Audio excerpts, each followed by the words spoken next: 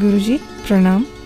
सभी संतों महात्माओं ने गुरु की महिमा बताई है, लेकिन आजकल संसार में हर तरफ विभिन्न पाखंडी गुरुओं का पता चल रहा है।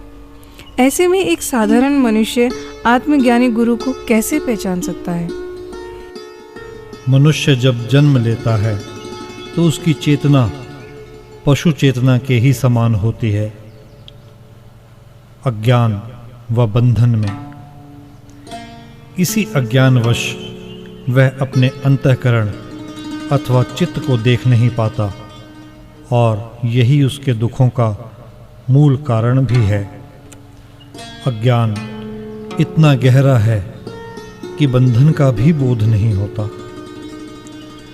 कुछ विरले मनुष्य परमपिता परमात्मा की कृपा से इस बंधन को काट पाने में समर्थ हो पाते हैं और सत्य रूपी ज्ञान को प्राप्त होते हैं। वास्तव में नित्य अनादि परमात्मा ही गुरु हैं। वो कोई व्यक्ति विशेष नहीं, बल्कि वह चेतना है जो जीव के अंतःकरण पर छाए अज्ञान के काले बादलों के बीच से परमात्मा के परम ज्ञान के प्रकाश तक पहुंचने का मार्ग बताता है। मनुष्य सदा से ही अज्ञान के अंधेरे में विचरण कर रहा है। सामाजिक परिवेश में जो व्यक्ति मनुष्य को इस अज्ञान की बेहोशी से जगाने और बंधन से मुक्त होने का मार्ग बताता है, वह ही गुरु है। गुरु दो शब्दों की संधि से बना है, गु और रू। गु शब्द का अर्थ है अज्ञान, जो कि अधिकतर मनुष्यों में होता है, और रू शब्द का अर्थ है ज्ञान का प्रकाश, जो अज्ञान का नाश करता है। दूसरों को मार्ग वही बता सकता है जो स्वयं उस मार्ग पर चलकर ज्ञान को प्राप्त हो चुका हो, मुक्त हो चुका हो। तुम ठीक कह रहे हो, संसार में पाखंडी गुरुओं का खूब जमावड़ा है। लोग भी पाखंड से प्रभावित होते हैं, इसी का ये लोग लाभ उठाते हैं, प्रपंच करते हैं। जिसके पास जितनी भीड़ वो उतना बड़ा गुरु। आत्मज्ञानी तो कोई विरला ही होता है जो अपने अंदर स्थित हो आनंद रस पी रहा है।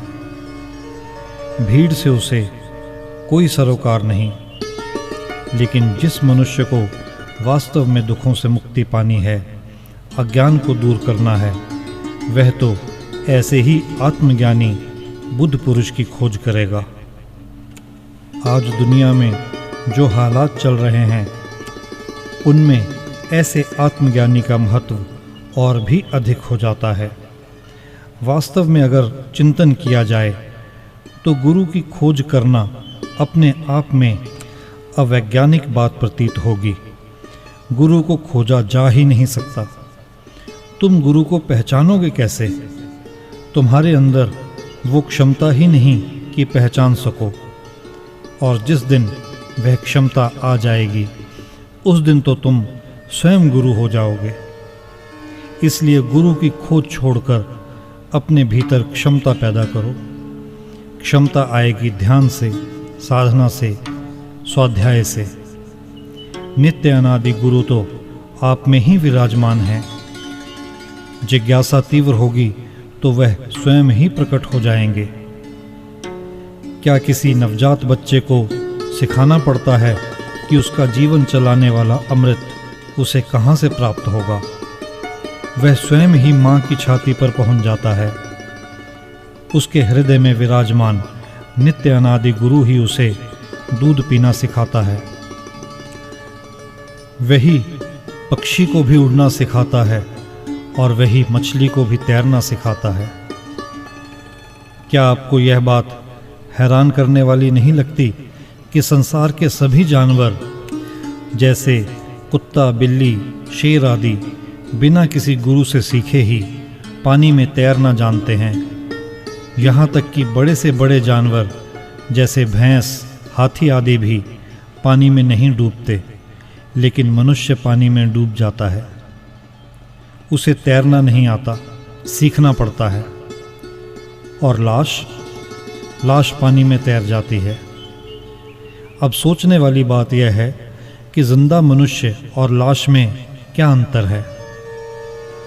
मनुष्य के साथ परेशानी यह है कि वह जैसे जैसे बड़ा होता है तो मन अथवा अहम भाव के कारण उस नित्य अनादि गुरु को भूलकर मन को ही सर्वस्व मानने लगता है। मन आत्मा के शाश्वत रूप पर पर्दा डाल देता है। शारीरिक गुरु अगर सद्गुरु है तो मनुष्य को केवल यह बताता है कि मन को कैसे शांत करें, कैसे विसर्जित करें। ज्ञान और अज्ञान तो दोनों ही मन के अंतर्गत हैं। इनमें द्वैत का भाव है, परंतु आत्मा अद्वैत है, दोनों से परे है, स्वप्रकाशक है। मन के लिए आत्मा को जान पाना असंभव है, क्योंकि वह तो मन के गिरने के बाद ही प्रकट होती है। इसलिए मन का शांत होना अनिवार्य है। आत्मा को जानने के लिए स्वयं आत्मा होने का जो मार्ग सद्गुरु अपने शिष्यों को बताता है वह है ध्यान। तुम्हें जो मार्ग बताया उसी पर चलो। मन तरह तरह के प्रश्न उठाता ही रहेगा, उनमें फंसने की कोई आवश्यकता नहीं। ध्यान का जो तरीका बताया उसी की साधना करो।